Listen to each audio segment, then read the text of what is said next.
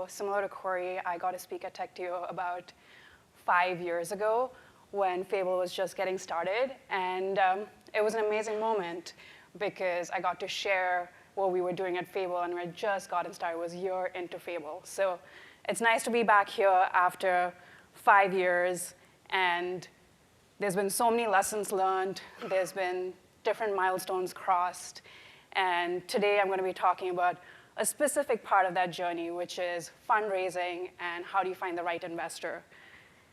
And more importantly, after all of the rounds we've gone, what are the 2 things that I would do again when I'm going to be fundraising next?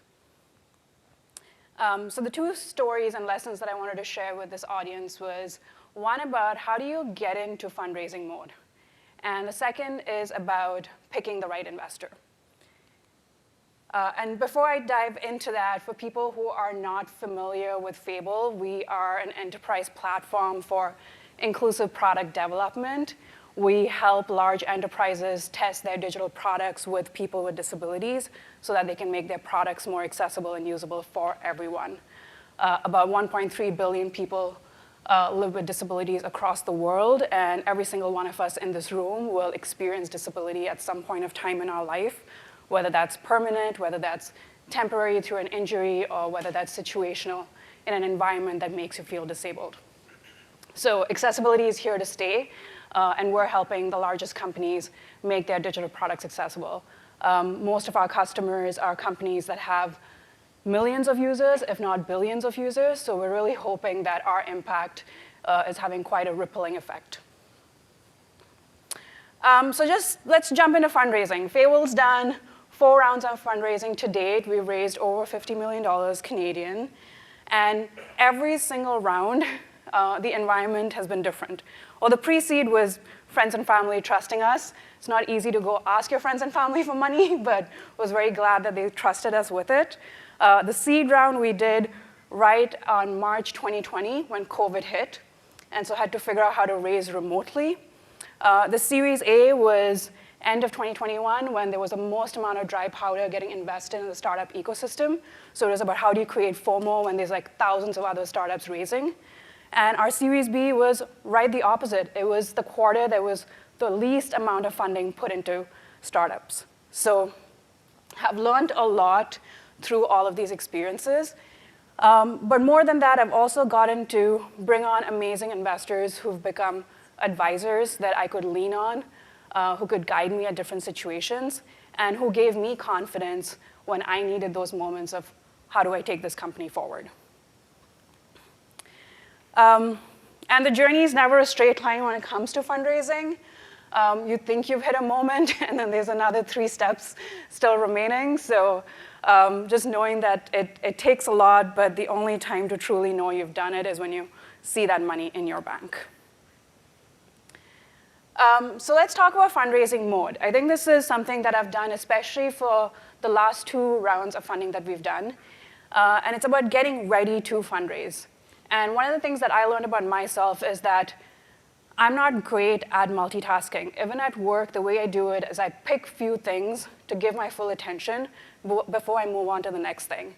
And so for fundraising, I knew that I had to intentionally remove myself from the day-to-day operations so that I can give it all of my attentions, so that I could avoid context switching, and so that I could do it in a much shorter period of time. I was not interested in fundraising for 6 months, 7 months. I was trying to see if we can do this in 2 to 3 months and then get back to business. And to be able to do that, the first thing you have to do is you have to delegate your responsibilities. What are things that the team can do without having you easily present and available? And there were some things that I could delegate to my COO, but there were other departments that depended on me on day-to-day operations, and that was, at that time, it was product. And so I intentionally made sure I hired a product manager 2 months before I was going out to fundraise, gave them a super fast onboarding, and told them that you're going to have 2 months, and after that, you're on your own because I need to focus on getting money in the bank. The part about delegation that's important is it's something that you're going to do all the time as founder CEO. Every stage you get to, you'll need to delegate your responsibility so that you can focus on the next stage. What delegation allows is to give you time to focus. So If you think you cannot step away from the business for some time, then you're not ready to fundraise. If you think your team cannot operate on the day-to-day functions by themselves, you are not setting your team up for the next stage of growth. So it's important to delegate, and then it's important to give that time so you can focus, you can have those hundreds of calls, you can focus on where you want to take the company, and you can make sure you're getting that investment done as quick as possible. And the last thing that I'll say about fundraising mode is about leveling up. When you finish your fundraise, the job that you come back to is not the job you had before. You've already delegated the job. You have a new job as a CEO. It's about all the next things that you've planned, all the resources you need to get in place, all the leadership that you need to get in place. And the company needs that from you. The company needs you to have a new job so that you can take them to that next stage. So those are the 3 things I think are really important when it comes to fundraising mode. The next one I'll talk about is picking the right investors. And this is such a critical thing that can have a drastic impact on the way the kind of outcomes you can have for your company. I remember at our Series A, we had multiple term sheets, and one of our term sheets was from a typical Silicon Valley investor, and another term sheet was from a growth equity investor. Pretty similar valuations. And startups get too caught up in valuations as well. But I remember if I had to choose between, I knew that the type of growth trajectory we're going to have is going to be different. So I went to both of these investors, and I asked them, what does failure look like? If Fable had to fail, what would that look like for you? And the Silicon Valley investor said, well, anything below $1 billion valuation would be considered a failure. And I asked him, so you're saying if Fable had a $500 million exit, that would be considered a failure? And he said, yes, because we invest in a lot of companies, and we're hoping for some of them to get to $1 billion, and that's what we consider success. And that, to me, was just fundamentally, like, I disagreed with it. I felt that was such a narrow perspective of looking at success. And I went and asked the growth equity investor, what does failure look like to you? And they had a practical plan. They were like, this is what bad looks like, this is what average, good, very good, exceptional. And our approach is that we're not investing in hundreds of companies. We're investing in 8 to 10 companies. And our goal is to make sure you don't fail. We want to make sure that there's always an outcome for this company. And that alignment on growth and what potential growth trajectory for the business looks like was important to me, because what we do at Fable is too important. I want to be able to build a sustainable business that's going to add value to customers, that's going to add value to shareholders, and for employees. And I'm not the type of like, just shoot for the moon, and it's okay if you fail. I want to make sure I'm unlocking every stage of growth in the most practical way, and I didn't feel like that I was finding that from the Silicon Valley investor. The second thing is, when you're picking the right investor, you kind of have to do your diligence on them as well. You know, they're going to do diligence on you, on the company, but like, don't hesitate to ask them for references, but also go around and find out other portfolio companies that they might not be recommending to you, and just go straight up and ask them, like, how's this investor been? What's their presence at the board? How they handle hard conversations? And I remember with a growth equity investor, one of the companies that was not their referrals, but I found them, they said, you know what, Alwar, since they invested for the last 4 quarters, we have done terribly.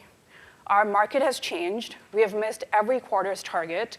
And the one thing that's been really great of having them on board is because they're helping us understand how we can pivot, and we have a plan, and we're starting to see improvements.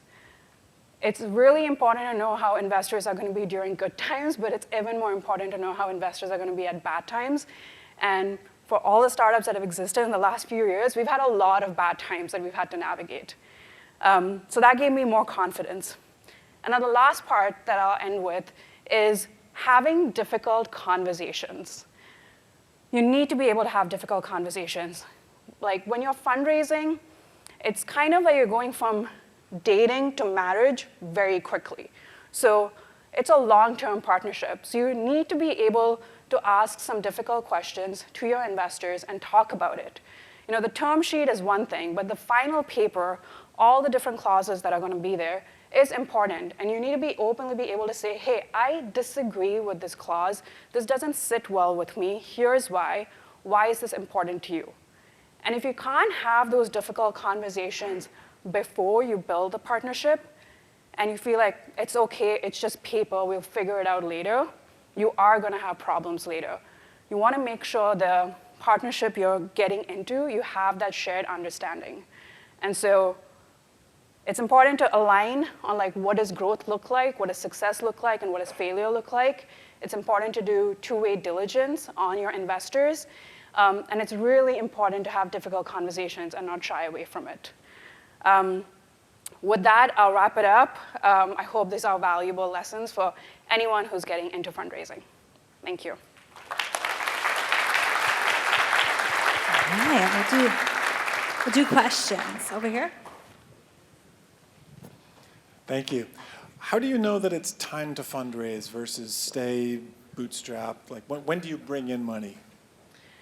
So we've never been bootstrapped, so I respect companies that have been bootstrapped. We've been funded from pretty much day one. But the thing I would say is, when do you need to fundraise? There are two situations. One is when your numbers are really up, when you know that your sales is going well, you have strong indicators of success, and when you have more than 6 months of money in the bank. I think a lot of people go out when they have 6 months. I've always made sure that we go out actually a year before, because it gives you an advantage. Because when you're desperate for money, you're going to agree to terms that you wish you didn't. Yeah, I have a question regarding the type of investors, right? So there are some investors who are very involved with the businesses, and there are other investors who trust the founders to scale the company, right? So I was just curious, like, does it depend on what stage of the company you are and what kind of investors you want, or do you have or is it more so like a certain personality you just like working with? Yeah, that's a good question. I think you do want to have a good relationship and rapport with your board members and your investors. I think super early stages, the board is trusting on the founder's vision. Like, they're trusting on your capabilities and what you can achieve. But I think as you grow and you become a bigger organization and reach different revenue milestones, it is good to have someone else also looking at the business from a 10,000-foot view. And remember, investors are seeing like 30 or 100 businesses and how they operate. So there are unique values that they bring to the table, and you need to know when to tap on that, versus when you know that you have strong conviction on what you can take forward. Hi, thank you for your speaks. And by the way, is it possible to hire someone as a product manager in a startup? Actually, it's sort of co-founder role to decide about the product. Isn't it a challenge? So me and my co-founder have product backgrounds, and so we were pretty clear on how we can take the company forward. We needed to bring on someone who can execute on a product roadmap. I also don't get too hung up on these titles early stages, like someone has to be a co-founder. I think companies also sometimes think, oh, I have to have a CTO when I start.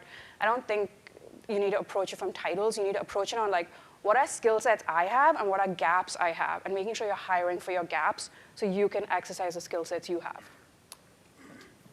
Thank you so much. All right. Thank you. What a great presentation.